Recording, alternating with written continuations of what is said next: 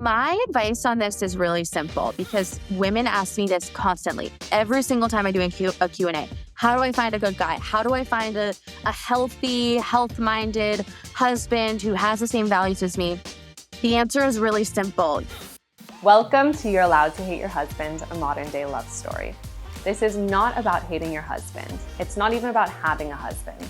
It's about living a life full of health, happiness, love, success, and joy. We are going to improve your love life by improving your love of life. I am Remy Stern, the founder of Levy by Remy, a dating and relationship coaching business. Join me and my husband, Jonathan, as we help you navigate the world of dating, relationships, and marriage. Because the quality of your relationship determines the quality of your life. So let's make it a good one. It's time to create a life that you love with so much love. So hop right in. Okay, guys, get ready for this episode today. It is with Anna Mondanaro. She has an Instagram called Feel Well by Anna, and if you don't follow it right now. It is by far my favorite Instagram account out there. She talks about health. She's a big believer in a high protein diet. She talks about relationships, about faith, about so many topics that are really important to our lives and to apply to our lives. And today, we talk about how to take really challenging moments and make them your greatest opportunity for growth, and how to find faith in these challenging moments, but really become so much better. Like the advice that she gives for people who are going through tough times or at times in general, just to have faith and to let everything make you get better and better and better and stronger and excel in life.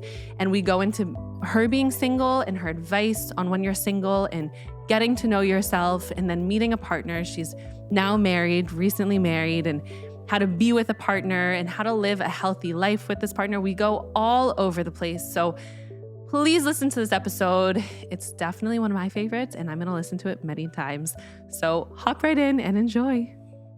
I'm Anna. I started my Instagram, Feel Well by Anna, it's called, when I was diagnosed with cancer when I was 25. And it was like a very random diagnosis, very shocking because I had always been really into health my entire life. My family is super healthy. My mom was like a crunchy granola girl when we were growing up, like very into all of the sort of cool things that are cool now. She was into back in the day.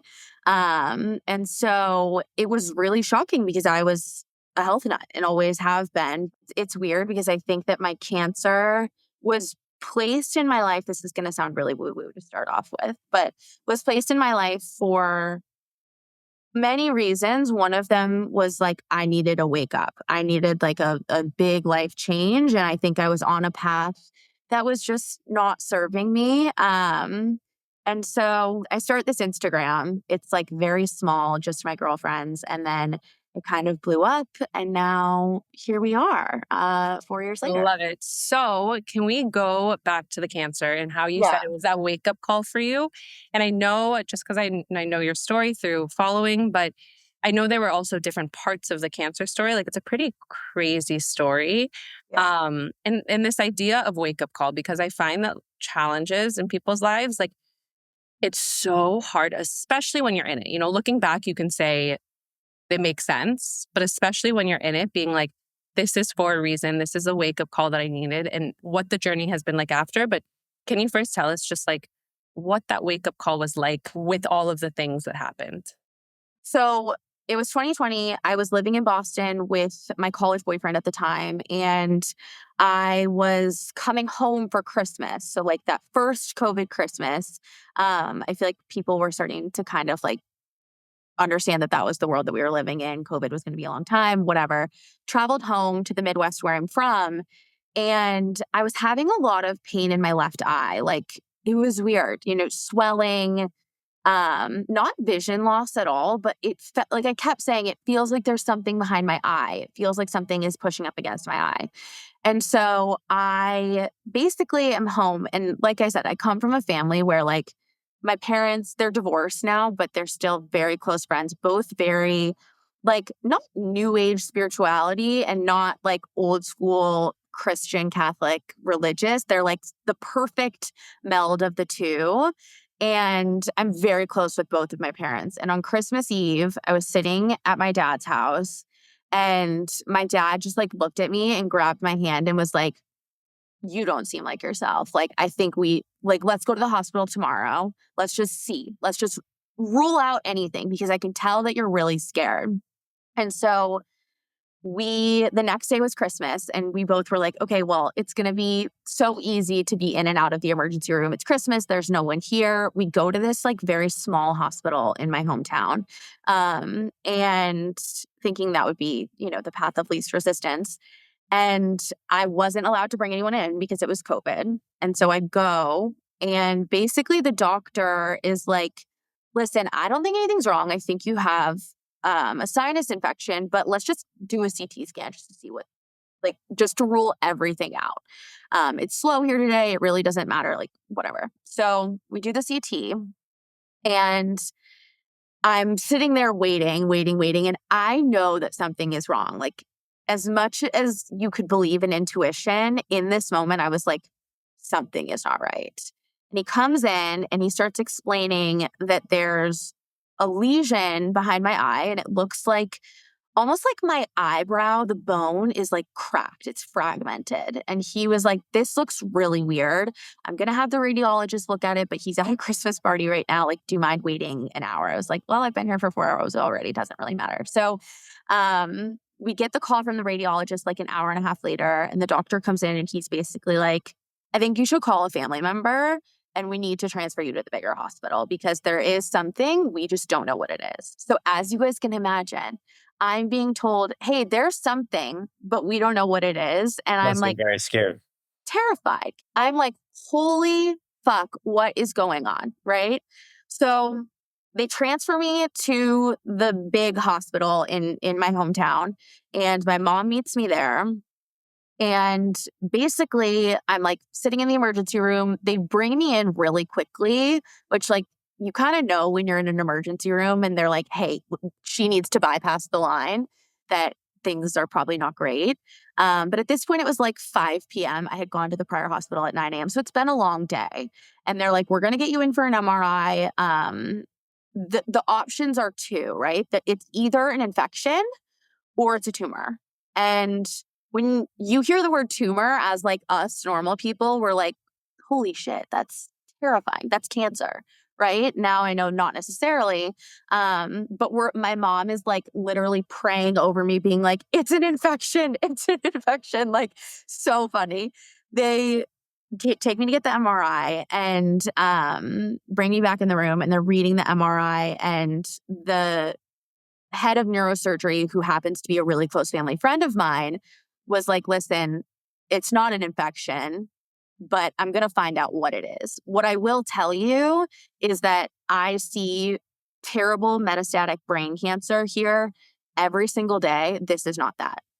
So it's something, I don't know what it is, and it looks very rare, but we need to do a biopsy to find out. The days between Christmas and the 28th were like a blur, as much as you would imagine, right? I'm not really eating. I'm not sleeping. I'm just like, holy shit, I'm 25 and I'm going to die from cancer, basically. When did you get your diagnosis? So so they didn't know at this point, but like your mind is running wild. And so on the 28th, I show up to the hospital. Oh, okay. So you still don't know exactly. I still don't know. I still have no idea. You have an operation or the procedures to biopsy. Which is almost worse when you don't know. When you're just it is worse when you don't know. It 100% is. So they're wheeling me into surgery, and on the way in, the nurse who I'm friendly with from high school is like, oh, shoot, we forgot to give you a pregnancy test. Will you just step in this room and pee in a cup quick? And I was like, yeah, sure, no problem. I'm just like falling over from drowsiness. And I was like, there's no way I'm pregnant. Like I have an IUD. I'm fine. And I also have my period right now. Like I'm fine. I'm not pregnant. And he's like, okay, well, let's just take the pregnancy test because I do have to do it as part of the pre-op chart. I'm like, whatever, do it. Get into the OR. They're getting me on the table. And I don't know if you guys have ever had surgery where you go under general anesthetic, but it's weird. Like you're basically laying on a table. There's doctors all around you. They put like the breath mask on you and they're like, okay, breathe in 3 times. And then you remember nothing after that. And so they're like putting me on the table and I hear the phone ring in the OR and I'm like, what the hell? And the anesthesiologist goes and picks it up and the nurse is on the other line and he's like, you have to stop the surgery because she's pregnant. And the anesthesiologist is like, okay, hangs up the phone, comes over to me and is like, I do want you to know, like, your pregnancy test is positive. And I was like, that's impossible. And if I am pregnant, I'm having a miscarriage because I have my period right now. Like, I'm not pregnant. And he's like, okay, well, I need you to give consent if you want to move forward with this surgery. I'm like, consent is given. Like, I need to know if I have brain cancer, basically. So they're like, okay, well, it could be a false positive. We'll take your HCG while you're under, and we'll let you know when you wake up. Do the surgery. I come out. I mean, now you can't really tell, but at the time, you guys, I was botched. Like stitches. I looked like, have you guys ever seen the movie The Goonies? I feel like you love the Yes. Goonies. I looked like Sloth from The Goonies. Like my eyes, like all like messed up. I And can see it. yeah. Just kidding. And I'm laying in post-op and the nurse is like, like the first thing I like, my eyes open and you can hear them being like, oh, she's moving. She's moving. You like feel like a baby basically. And they're like, I do want you to know you are pregnant. So if you have an IUD, you need to call your OB-GYN like immediately. And I was like so loopy. I was like, that's amazing news. Like, she's like, really? So basically my parents picked me up from the surgery. I go home and my OB-GYN at home is the woman who delivered me when I was a baby and coincidentally delivered my husband a year before. We were, crazy. Same hospital. And so the point is, my mom is like, well, honey, you're having a miscarriage. Like, you can go to the OB, but they're going to give you a DNC and that's probably going to be worse. And so I'm like, yeah, you're right, whatever. Pain gets terrible. And my mom's like, okay, maybe we should call her. We call her and she's like, you have an IUD. That pregnancy is probably ectopic and you do not want your tube to rupture, basically. So they rush me in for another emergency surgery. This is on the 31st, on New Year's Eve. And I do surgery to remove a portion of my fallopian tube with the ectopic pregnancy at like 8 p.m. on New Year's Eve. Wake up, go home, New Year's Day. I'm like, botched here. And it was a long road to recovery. And then I got my official diagnosis 3 days later, which is a really rare blood cancer. It's a mouthful. It's called Langerhans cell histiocytosis. And it's very rare in adults. It's mainly only in children. But it's a blood cancer most similar to like a leukemia or a lymphoma. Whoa. So asking for a friend. Yeah. Okay, anyone who's out there who's had a really, really bad day, Yeah. let alone a bad week and all of this. Yeah. But like, that was probably the worst day and week of your life. I'm sure there was stuff after, but how did you stay strong? How did you stay positive? If you even could in that moment, how did you get by? Yeah. So I think this is going to be kind of a weird answer. I grew up in a house where like my parents are no bullshit. They're very, you don't feel sorry for yourself. You pull yourself up by your bootstraps. You get shit done. You be a good person. You work hard, like very old school in that way. And so I think I had that as the baseline. But I think in a weird way, I have always been someone who I'm a deep thinker and I'm someone who likes to talk about those things a lot, unfortunately for my husband sometimes. But I think I've always known that I wanted to have an interesting life. And I think most people do, right? No one wants to have a boring cookie cutter story. The issue is that a lot of people don't want to pay the toll for what that looks like. The issue is that a lot of people shy away from hardship and it's really easy to in the moment. I mean, that was by far the most traumatic thing that has ever happened to me.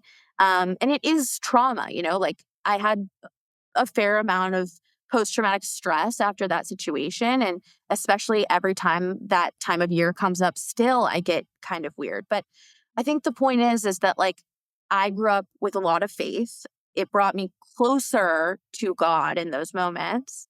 And I think I knew that I was someone that like, I believe that the things that we go through, we are meant to go through in some capacity. There's this quote that I really live by it's all about like loving your fate. So it's like you have the worst day of your life.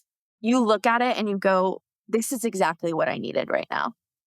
This is exactly what I needed. This is going to put me to the next level. This is going to bring me closer to God. This is going to bring me closer to myself. This is going to make me a more actualized version of who I'm supposed to be.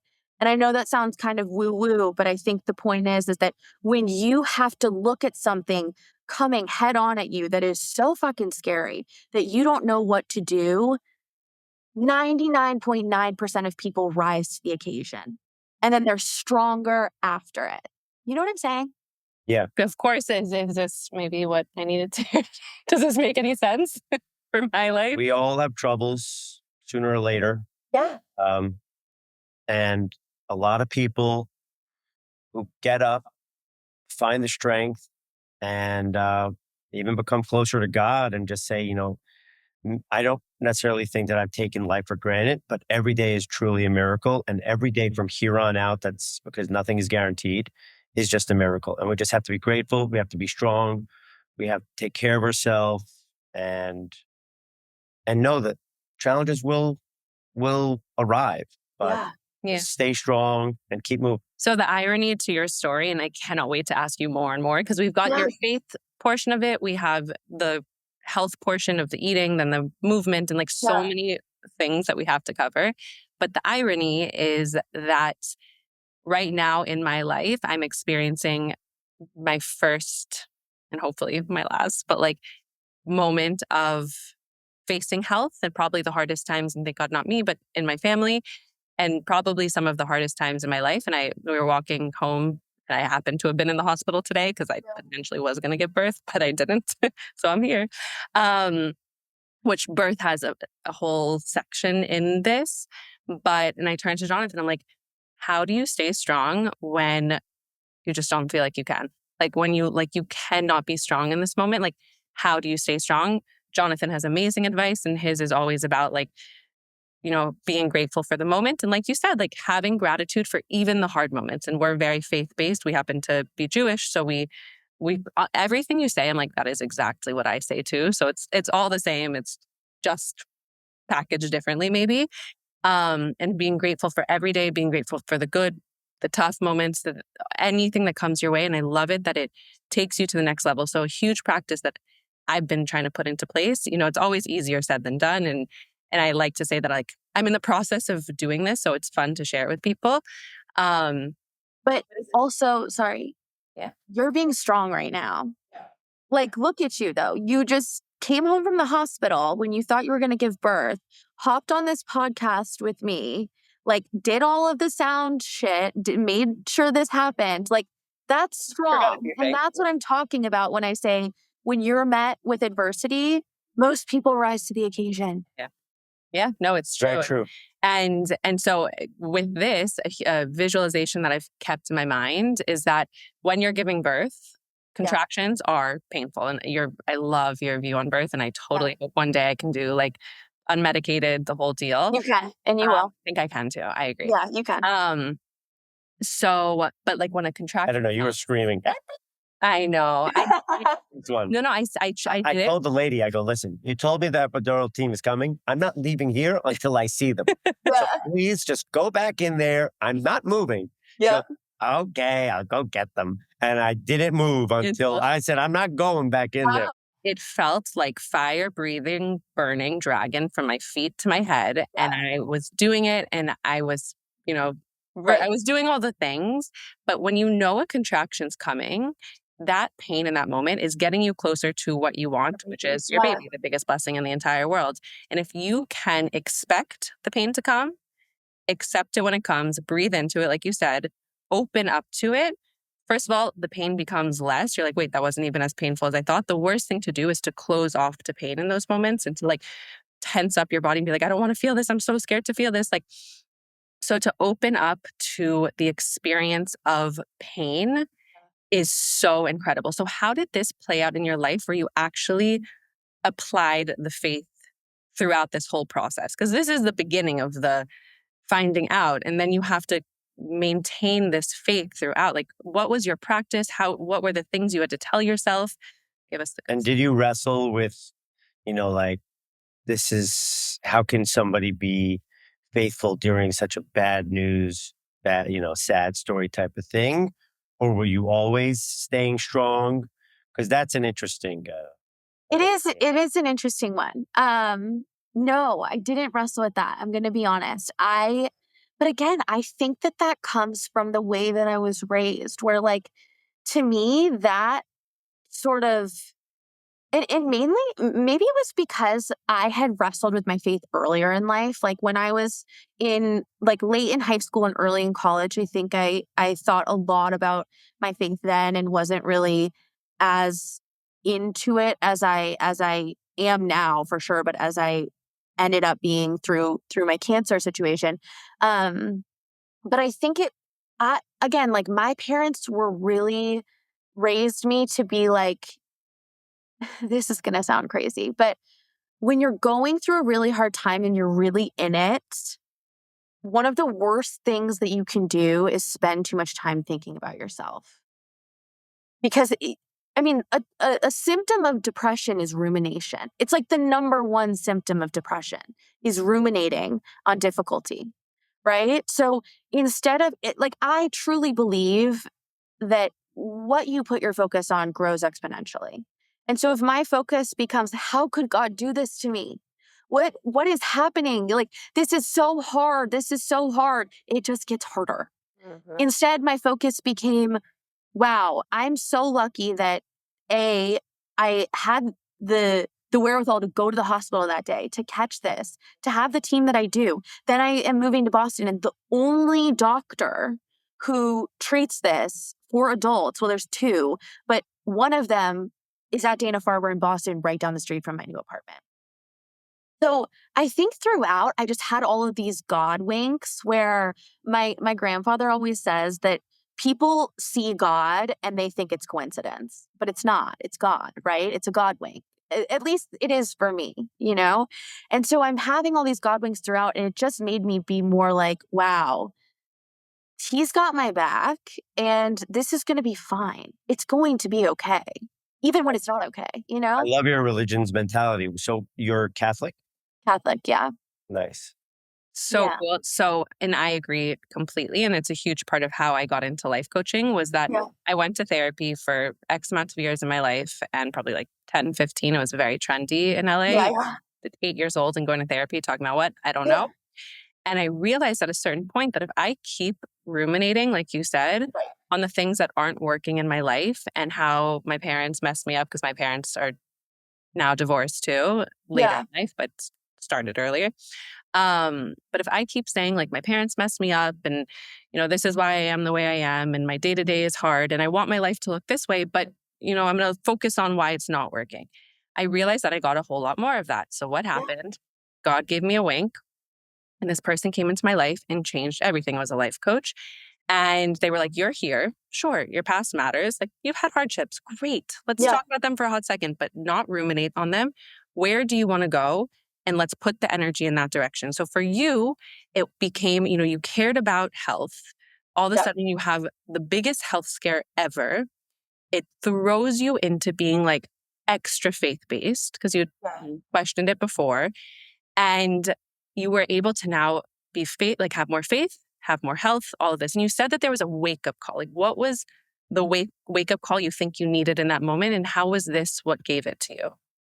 Well, I think that I always felt like I wanted to share myself, my thoughts, my health protocols, all of those things. And I just never knew how to do it. And ultimately I was scared. I think a lot of people want to do that, right? A lot of people want to share in some way, whether it's like what you do, life coaching, or on Instagram or on TikTok, or they want to be more ingrained in their community, whatever it looks like. Like a lot of people have a creative part of them that they want to share with the world, but there's that fear that really is very scary, right? And it's numbing, and it makes you paralyzed. So I had a lot of that. And I think when I got sick, I was like, fuck it. Like, whatever. So no one's going to follow me. So no one's going to vibe with what I have to say. It really doesn't matter. And so that was part one. But I think part two was I was in a really long-term relationship, wonderful guy. But he wasn't my husband, and I knew that. And I think I was so fine with just going through the motions because I was 25 and I was like, whatever, maybe it'll work, maybe it won't. But that became a huge wake up in the way that faith became a big part of my life. The closer I got to God and the closer I became to my faith, the further that relationship spiraled. And so I think all of this, I hate everything happens for a reason. Like, I don't know that that's the case, but everything that has happened to you is designed to get you to where you need to go.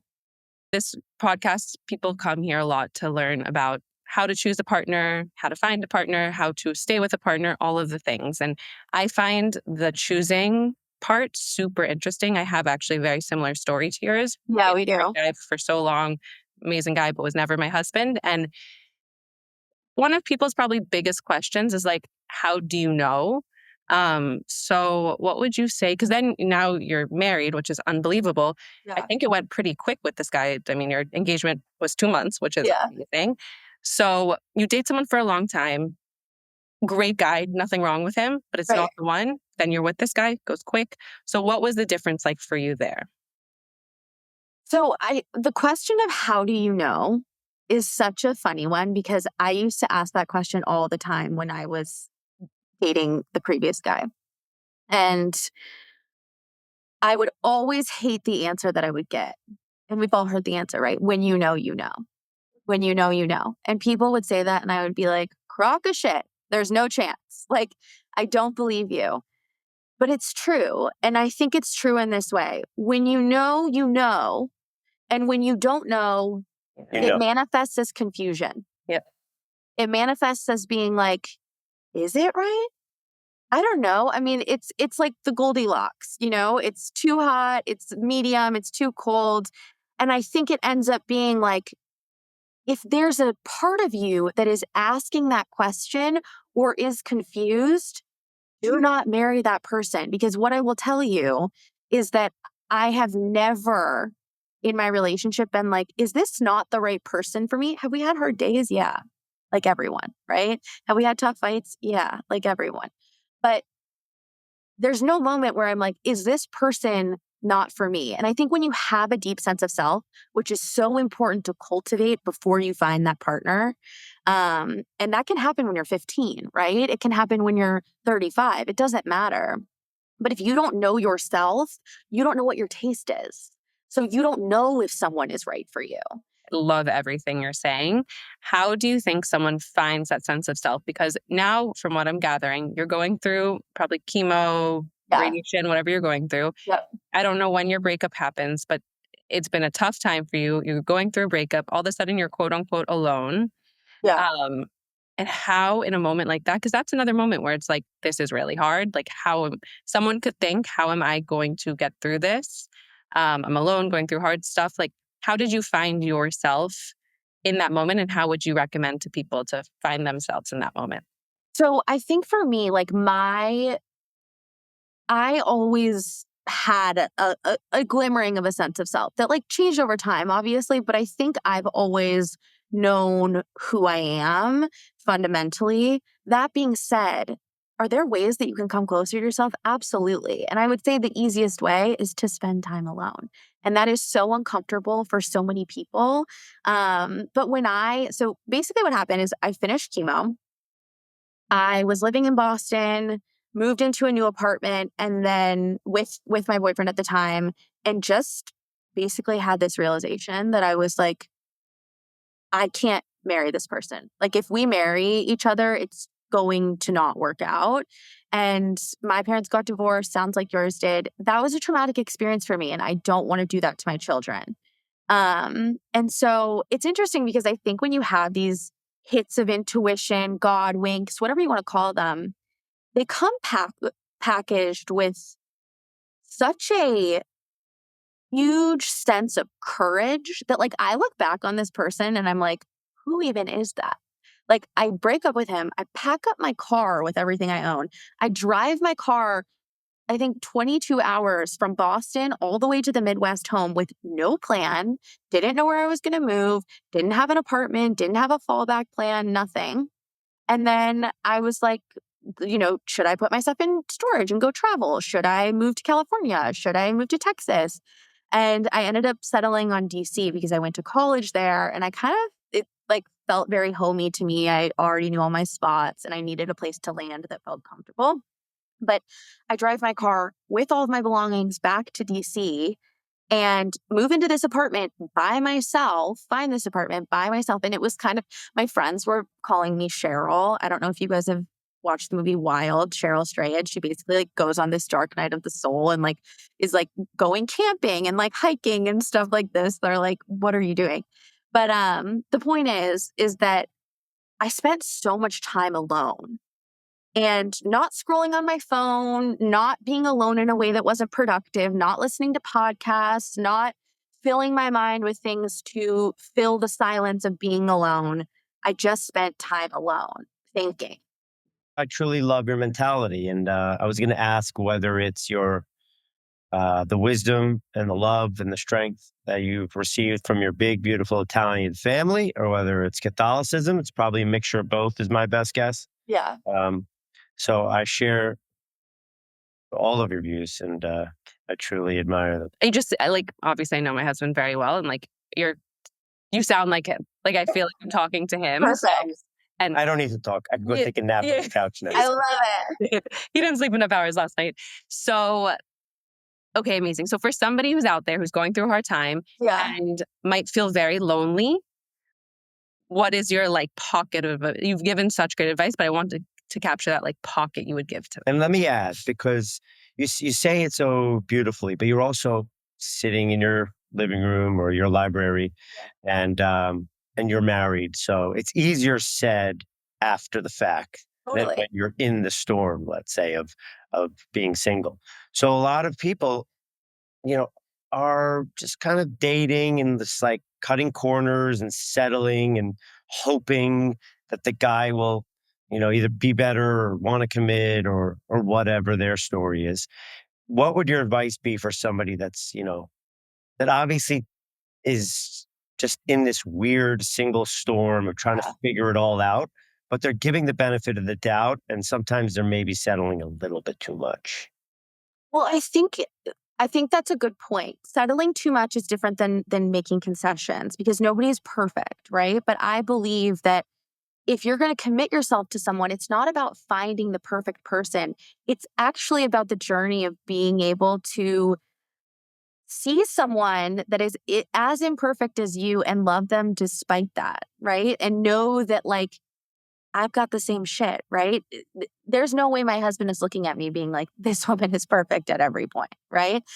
But the maturity to commit yourself to something like a marriage, like a relationship is really important. And that's what it is. It's commitment. But to go back to your first question of like, okay, you're single. How do you find someone and should you make concessions?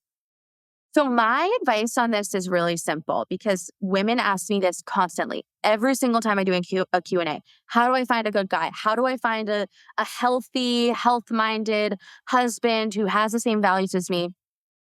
The answer is really simple. You develop yourself. So it's like, for me, I knew the kind of guy I wanted. I wanted a guy who believed in God and had faith, right? I wanted someone who was going to be equally yoked. I wanted someone who was career focused and had a mission and a calling that was higher than them. I wanted someone who was a leader in their community. I wanted someone who was masculine and comfortable being that way and smart and into their health and all of these things. And so I wasn't marinating on that every single night and praying, God, give me a man that's like this. Give me a man that's strong and 6'3" and rich, you know? I was marinating on, you know what, God, make me strong. Make me interesting. Make me dive deeper into my faith. Make me dive deeper into my health. Make me a steward of my community. Make me someone who, develops different passions and different interests. And make me the person that this person would want to be with. Because I see so many women who are like, all right, I'm here. Like, where is he? And it's like, you know what? No, you have to work hard in order to be the type of person that someone that extraordinary would be interested in. So good. And where did you meet Hold on. this amazing husband of yours? So I grew up with him, weirdly. So like I said, we're from the same hometown. And he and I knew each other all throughout childhood, through high school. We both went to college in the DC area. We're good friends. He was a college athlete and would like come with What his sport? rugby. Rugby. Oh, shit. Yeah. And so he would come to GW to like with his rugby team to hang out with my sorority. And then we kind of fell out after that. And then we reconnected when I moved to DC. So, and like the just perfect timing. And we dated for a year and a half, got engaged, and got married 2 months later, which we can talk about all of that timing too. I think that's an interesting topic of Yeah, conversation. I would love to go there. We're gonna like do the whole relationship thing, and then I need to get to the health stuff because protein's my obsession now. Yeah, We're all about that. I love it. So I always say to people, I'm like, you don't get what you want, you get what you are. So look at what Wow. vibration that you're at, look at your lifestyle, how you feel inside, what energy you're Yeah. sitting at. And that's what you're going to get. And that actually is part of my story when I made the switch from therapy to life coaching. When I was focusing on what's not going well and I was at this super low vibration, guess what I was getting? All types of low vibration. Yeah. The minute I started elevating myself, within 6 weeks of my lowest to meeting John, within 6 weeks, I met Jonathan. So Yeah. you really get what you are. So focus on, and I love the idea because a lot of our listeners, viewers, are faith-based, and so they'll pray, but I love the idea and I want everybody to go do this. Pray for other people to get married because it's Yeah. very powerful when you pray for other people. But I love this saying, God, give me the ability to be stronger, to be this, to be all those things. And the second part that comes with that is sometimes when you're praying to fall in love, God is going to first give you heartbreak in order to find love. So like when you're going through the hard thing, there's a beautiful, I think it's from Evan Almighty, Denzel Washington. There's a beautiful video that he's like, I asked God for this and he gave me. Just thinking about this. Yeah. It's super cool. I did it in a webinar I did yesterday. I showed it. And we'll find it. Maybe we'll try to put it in here because it's such a good one. Yeah. So to become that person then aligns you immediately with the person and in perfect timing. So now moving on, because again, we kind of capture people at all parts in relationships. You meet him, you have a quick timeline. I know, and I'm like telling everyone your story without you, but I know that you lived with your old boyfriend and then you didn't want to you became, from what I gather, like you adopted more of the traditional ways of dating, which Jonathan and I think that we need to swing back in that direction. I think we swung too far in the do whatever you want, whenever you want, get married, the kids situation. But like there's something to traditional dating, traditional engagement, marriage, all of that. So what would you say is most important in, having a masculine male, a feminine woman, and you don't mean like you can. No, I understand what you're saying. People get confused by that. So how does that play out? And now once your relationship has started? So I think for me, it's funny because, like when I think the quote is like, if you're asking for strength, God isn't going to just make you strong. He's going to give you hardship so that you become strong in the face of that. And I think that's what happened when I got sick. But I think when I started dating my now husband, I knew what type of relationship I wanted because I'm very observant and I had watched exactly what I didn't want. And I didn't want to be in a relationship where, I mean, we all see these relationships, right? The woman is constantly nagging the man, taking on everything, literally. The man is tired. There's no intimacy between the two of them. There's no connection. And I would see these relationships and I would be like, holy shit, if that's what I'm headed for, I would truly rather be alone. There has to be a different way. And so I would think about this very often. And I don't know if it was like manifestation, but it was more so just, I will not settle for that. It does not interest me.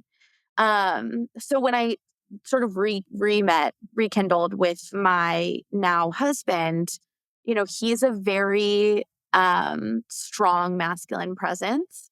And it made me feel so safe in a way that I felt like I could finally behave like a woman. And I know that sounds so weird, but I think when you see it and when you have it, you understand what I'm talking about, where he is an incredible decision maker. He is an incredible partner. He's an incredible ear, you know, someone that I can tell anything to.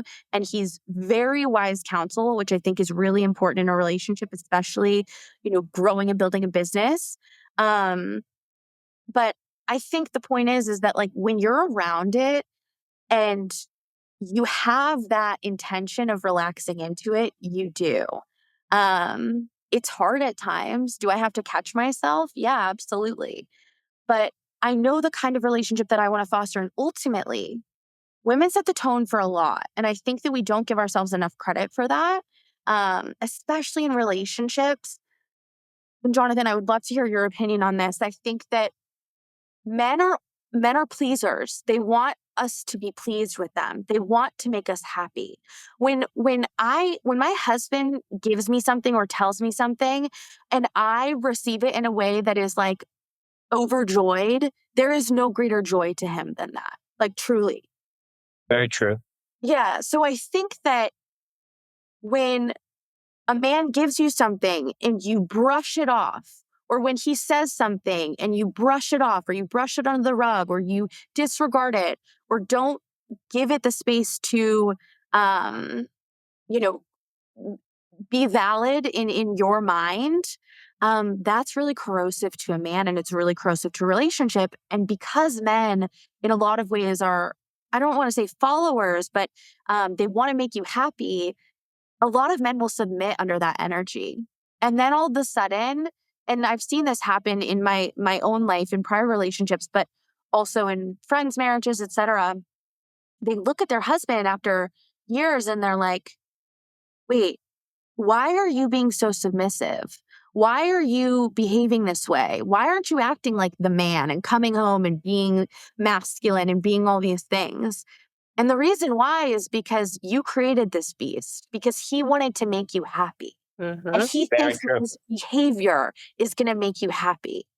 So because we Uh, have a man here, how do you recommend a woman do that? Let a man be their man, give them their masculinity, and be in the feminine role that's like loving, but also has a voice. You know, like how would you want a woman to do that out there? Let's just say the man is playing guitar at all times during the relationship. I think the ladies just got to sync, you know. Don't fight it. Don't fight the music. Don't try to change the song or change the tune. I promise you, we are all trying to make you happy always, whether it's lighting the candlelight dinner or whether we're doing something questionable. It's because we love you and we're actually really trying to make you happy. If it's your birthday, honey, and I want you to pick any wish your heart desires so I can make it come true, and then you scream at me for not pre-planning it as opposed to asking you what you want to do, just trust me. My heart is in the right place. I'm trying to make you happy. At least that was my intention. The intention of man, I promise you, just like I just heard, we're really trying to make you happy. Are we perfect? No. Are we always going to have the right answer or the right route? No. But our intention is genuine.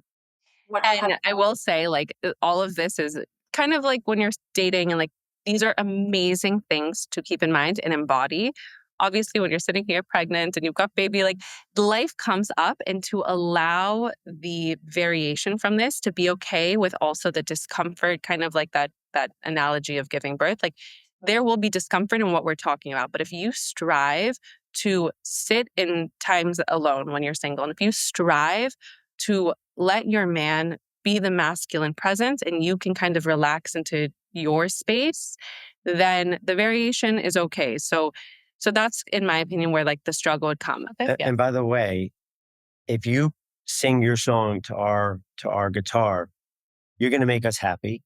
You're going to be happy, just like Anna over here, who's then going to just become 10 times stronger in loving her husband because she knows that he's truly trying to please her all day long.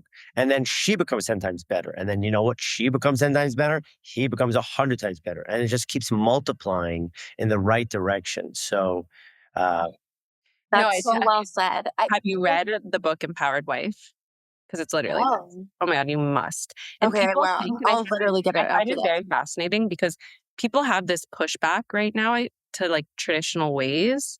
And this book is, you could say like it sometimes sounds outdated, but it is about this. It's the power of the woman's energy to shift and move the household.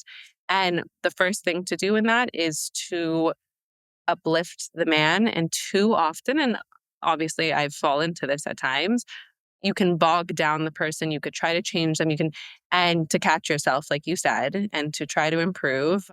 One thing that Jonathan just said stood out to me a lot about like when you sing to the guitar, you get happier, he gets happier, and the circle goes round and round. When I first started dating my husband, I'll never forget it. We were in DC, we were walking by the Capitol, and we were kind of like having a little like tiff.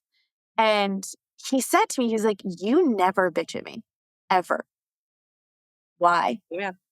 And I literally looked at him and I was like, because I know that me bitching at you is not going to get the results that I want out of you. That is not going to give me what I want from you, which is for you to be successful, for you to be happy, for you to be healthy, for you to be strong.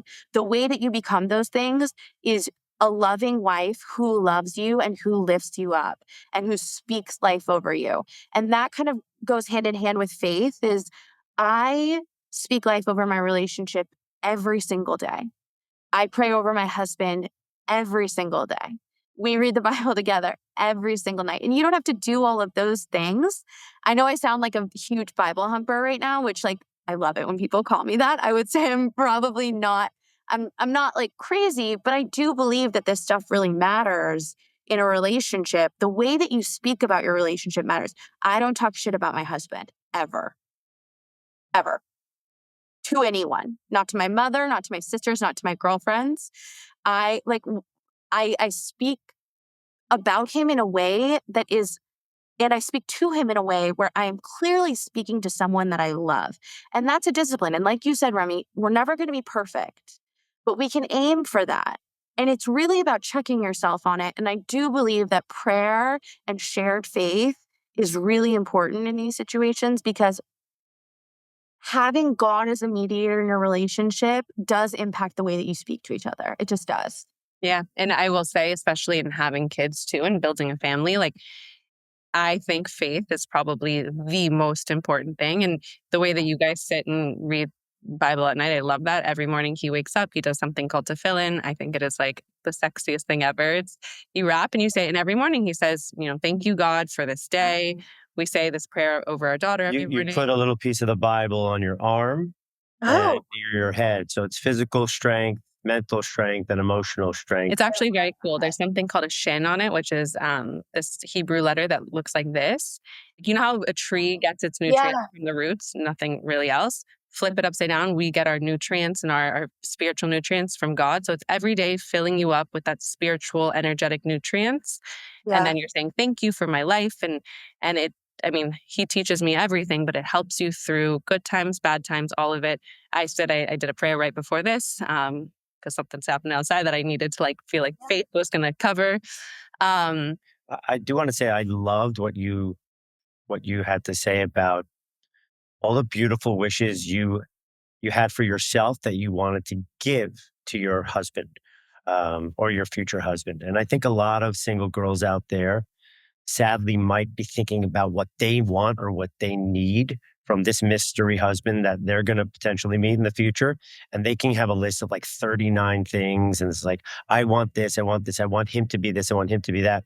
But your mentality, of course, we know that you wanted a great guy, but your mentality was, I want to be able to give to this great guy. I want to be able to strengthen this great guy. I want to be able to support him so he's more successful than his dreams can imagine, and so forth and so forth. And you really took responsibility for your support system in the role of his happiness as well, as opposed to just what Anna wants. Yeah. And you said that for dating and for being in a relationship. And oftentimes we want to change the other person. We want the other person to find us. And then when we find them, we want to change them and make them better. But you're saying, no, when you're single, focus on you being the person who you want to be with. When you're in a marriage, focus on you being the person to give to your partner. Like, that takes responsibility, like you said, of the only thing that you can control, which is yourself. And too often we try to control the only thing we can't control, which is someone else, something else, all of that. So the dual of action, effort, which is you doing what you can, and then faith, saying, God, take the rest. Like, it's such a beautiful dance that you've created with that.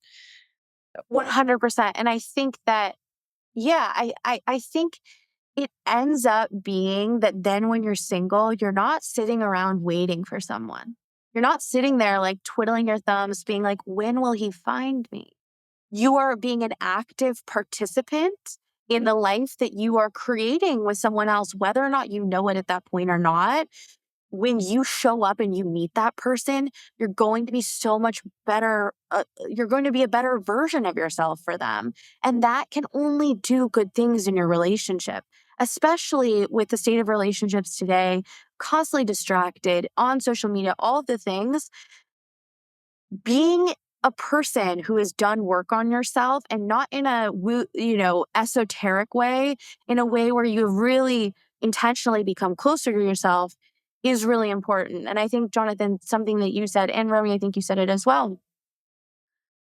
We see a lot of relationships nowadays where people are very focused on their needs singularly. I get this question a lot, I want my husband to fulfill my needs, or like even sexually, I don't want to have sex with my husband. I'm exhausted. I have 3 children.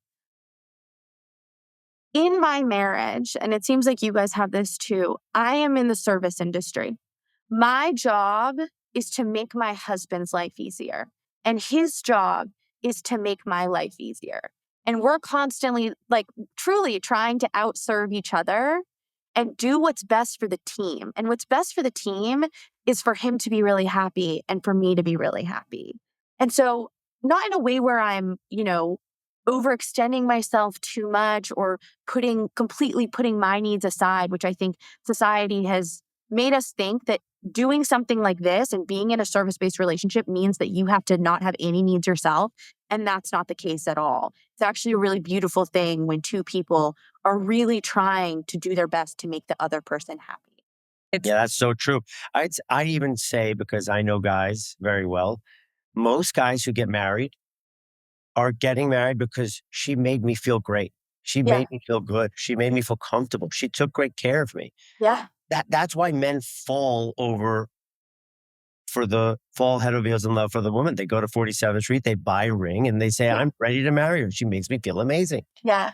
And Special. give. There's a really, and you'll get, exactly what you want, but there's a really beautiful Jewish right concept, which is when you give, you receive. And in love, the word is emunah. There's a core thing in it that means to give.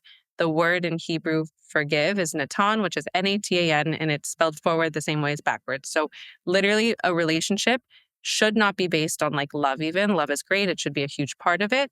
But love isn't a strong enough ground for a relationship the two things that are strong enough are respect for the other person and giving to the other person. So I love that. that's why we speak the exact same language, because you also live in this relationship that I think from the outside looking in that has a huge emphasis on being your best self, and specifically in your health and your body and nutrition, also the proper habits to be your best self. And I know you took this journey from being plant-based. You really did like a complete 180, plant-based, to being AB, animal-based. Yeah.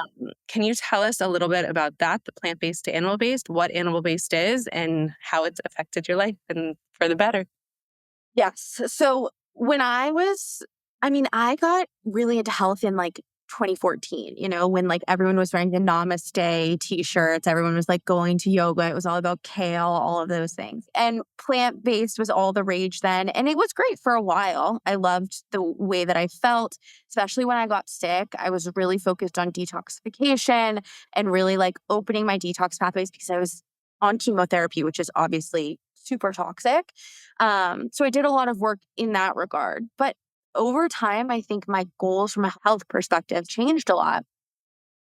And nutrient density became very top of mind. You're pregnant now. I'm preparing to hopefully get pregnant, within the next couple of years. And I think for me, it became very clear that I wasn't feeling my best on a fully plant-based diet. And I think that becomes the case for a lot of people over time. So I started integrating more meat. I was feeling so much better.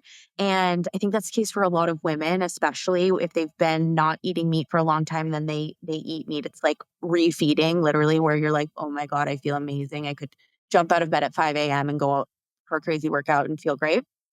Um, and so now I eat everything. I'm like, and even when I was plant-based, I was really eating everything. It was just kind of my baseline. But I eat a lot of animal foods. I eat a lot of steak. I eat a lot of red meat, a lot of organ meats. We do a lot of bone broths, bone marrow, stuff like that. Just really nutrient dense, delicious foods that are from the earth. We still eat plants. Animal based is basically the fruit and meat diet. So you're eating fruit, meat, dairy, mostly raw dairy, and raw honey, and that's about it. And it's just a really effective elimination diet and a really good place to start. I did 30 days of it in January with a bunch of people on Substack, and it was phenomenal. Like, you truly will never feel better than when you eat this way. It's crazy.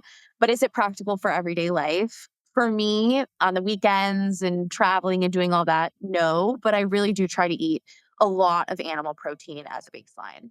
It's funny. I watched it, Instagram, podcast, like everyone's talking about it. Yeah. And I don't even know if I like meat that much. Like my mom's vegetarian. So like you, I grew up in LA, kale, all the things.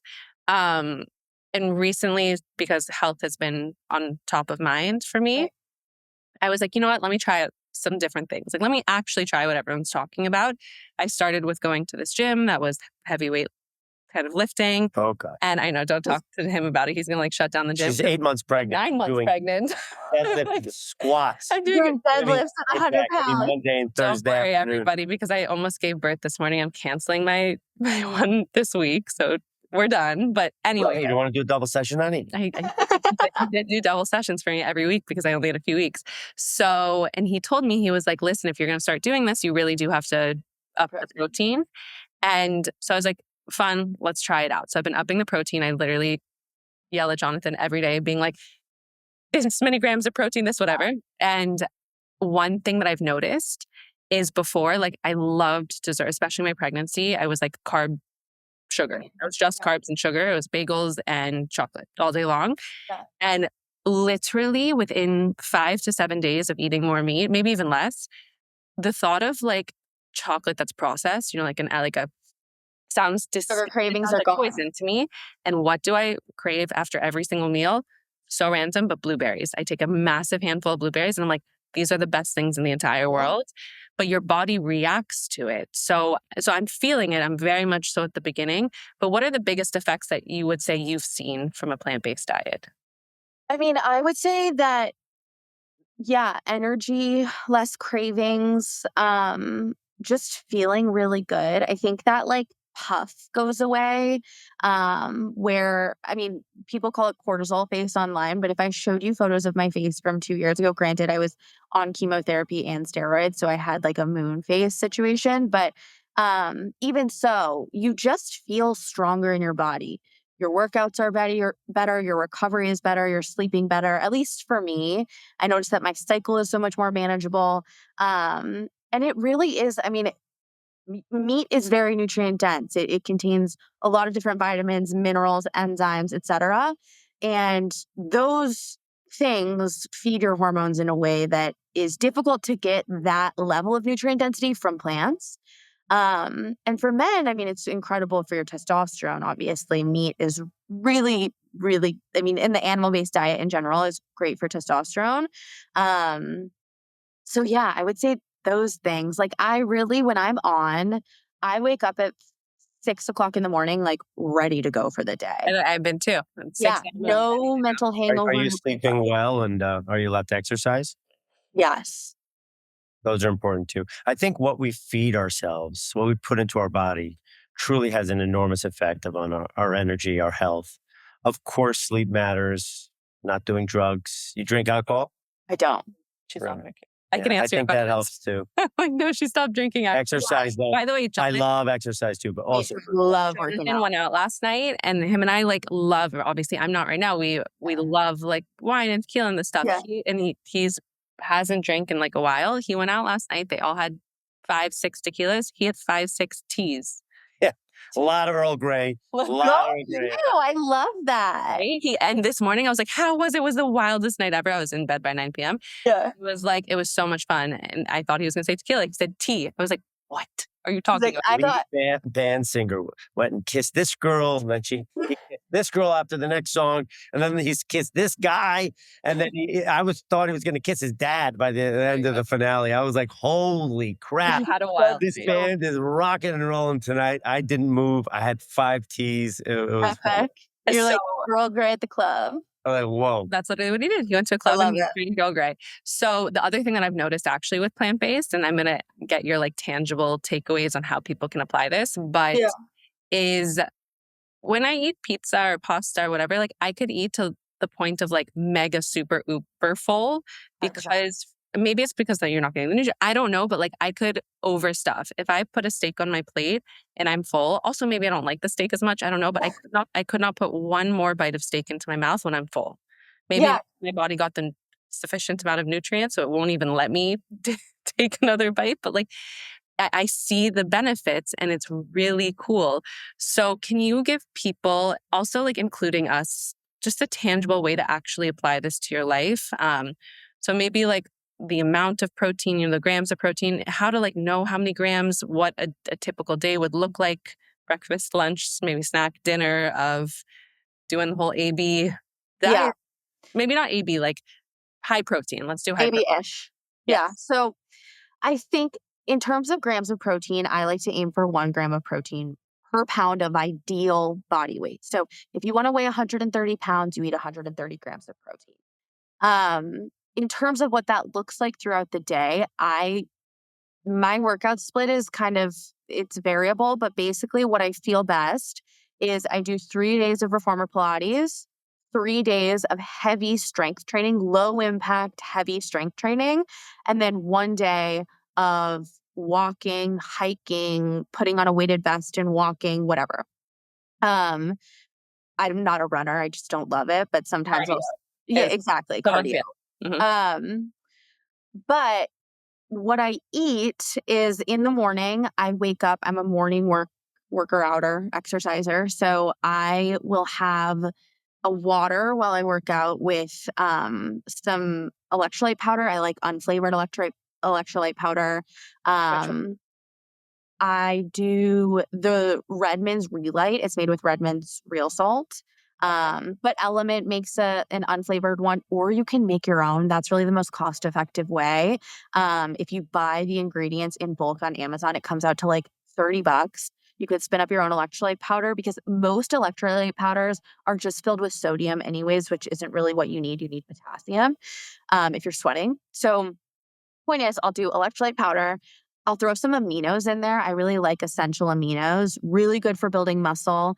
And then I'll throw in maybe some creatine or L-glutamine, depending on what the day looks like. Sometimes I'll throw that in after I work out. Then I'll do a workout, and then I'll either have a protein shake with a really clean animal-based protein, whether that's whey or like a beef-based protein powder. I don't like any fillers, additives, anything like that. Very small amount of sweetener, whether it's stevia or coconut sugar. And I'll just drink that with either some water, maybe a little bit of raw milk, some sea salt. And that already, I have like 35 grams of protein in for the day. So then from there, breakfast for me is usually 3 eggs with maybe a little bit of fruit. Sometimes I'll have some avocado with that. Or if I'm feeling really hungry, I'll do some eggs and then a side of Greek yogurt with fruit and raw honey. I always do a coffee. Usually I'll do espresso with raw honey, a little bit of cinnamon, and some whole milk. I like raw milk if I can get it, but not always easy. For lunch, I usually do chicken or ground beef, but I'll basically just grab like a lean meat, some chicken. I'll throw it on either some greens, or I'll have, maybe if I did a really hard workout, I'll have some rice made in bone broth with some avocado, or something, easy like that. But it's always high protein, a little bit of greens, maybe some like fermented veggies like sauerkraut or kimchi. And then for dinner, we usually do red meat. We'll do steak and vegetables, basically. Yeah, what's that sound for you? You're Italian. Where's the pasta? Listen, if I sit You've down got and 89 cousins, thank God. They're good. They're watching this. I Where's the know my pasta? ancestors are rolling over in their grave. I can eat like Remy was saying. You sit me down in front of a 16-ounce ribeye, and it's going to be hard for me to make a dent in that, and I feel great afterwards. I sit down in front of a massive bowl of pasta. I can finish it, no question, and I will feel like shit for days. So I don't know if people always say you can eat pasta in Italy, but in America, Gluten, is it carbs? Is it this? Is it not enough Parmesan cheese? Maybe a little red pepper on there? Maybe Yeah, if we make it with exactly. like maybe a bolognese. Does that? Yes, but I eat everything. So like we'll go out, and last weekend we went out and had pasta. It was amazing, but I don't make pasta at home very often. She's mainly meat. Okay, so how do you feel about me doing this diet for you?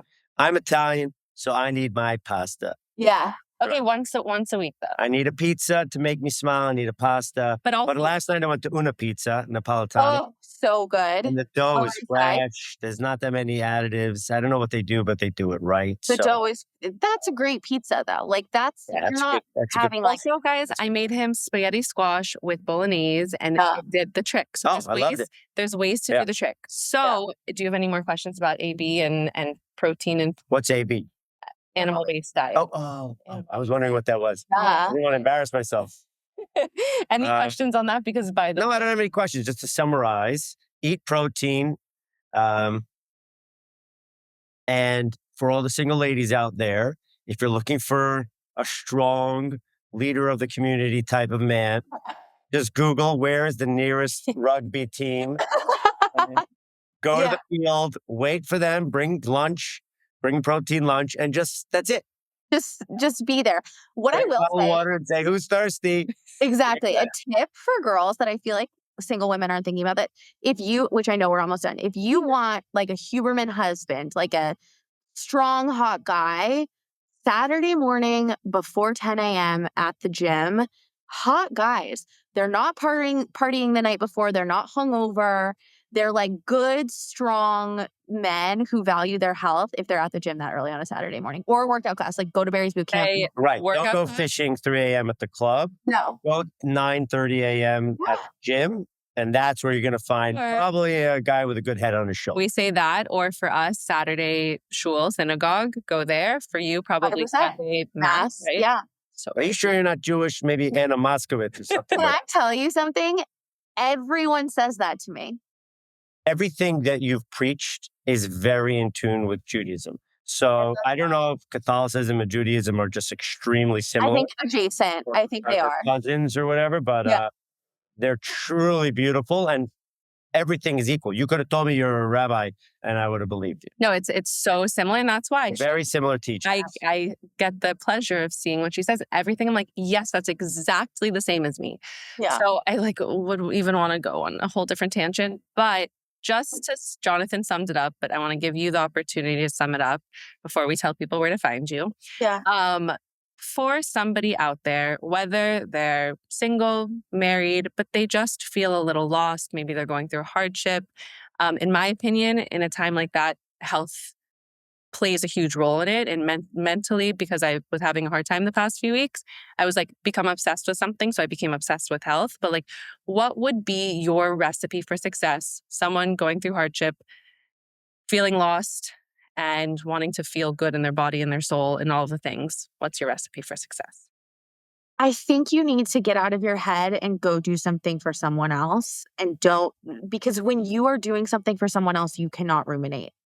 And rumination, like we have said, it's a serious problem in our society. And it's also becoming a problem with children. We want to diagnose everything. We want to, like you said, Remy, you started therapy when you were 8. Oh, yeah. The therapy culture, the constantly talking about the thing, the ruminating on the thing. It's like, we're all going to go through hard times. We just are. It is inevitable, right?